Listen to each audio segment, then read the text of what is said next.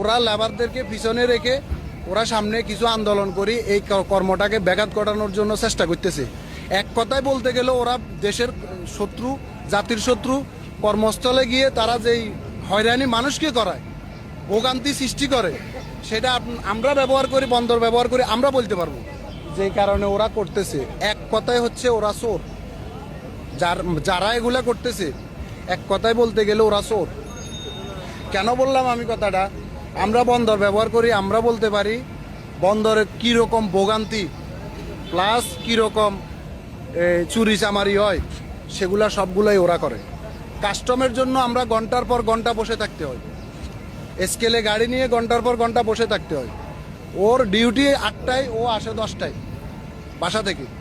এই কাস্টম এখন ওদেরকে বাইর করে দিতে পারে, ঠিক আছে, কিন্তু লেবার যারা কাজ করে তাদেরকে ডিবি ওয়ার্ল্ড বাইর করবে না, তাদেরকে বহাল রাখবো।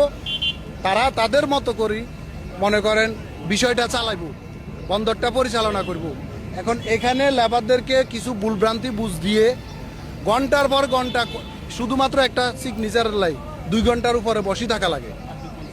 আমি মোটর এই ড্রাইভার, আমি কেডিএস লজিস্টিকের ড্রাইভার।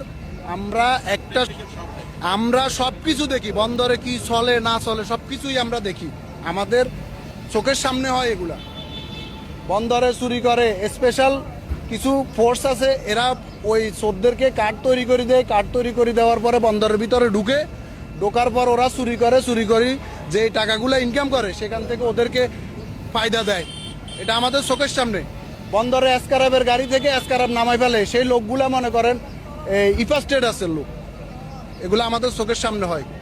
ইফা স্টেটাসের লোক এটা একটা সংগঠনের লোক, যেমন এদেরকে বন্দরে চাকরি, এরা তো বাইরের একটা প্রতিষ্ঠান, ঠিকাদার প্রতিষ্ঠান।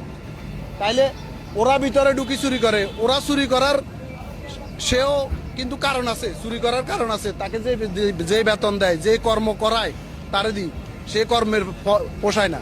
তাইলে ডিবি ওয়ার্ল্ড আসার ফলে আমরা বিদেশি কোম্পানিতে চাকরি করলে আমাদের কর্মের মূল্য পাবো, আমরা কর্মের গতি বাড়বো। তাইলে বন্দরে এভাবে যে মানে অচল করে দিছে। আপনি সাইড পাওয়ারটেক নামে একটা প্রতিষ্ঠান আছে, কয়েকশো কোটি টাকা সে লুট করছে। বিগত বছরগুলোতে কয়েকশো কোটি টাকা লুট করছে, কিন্তু কারো কোনো মাথা ব্যথা নেই, কারো কোনো মাথা ব্যথা নেই।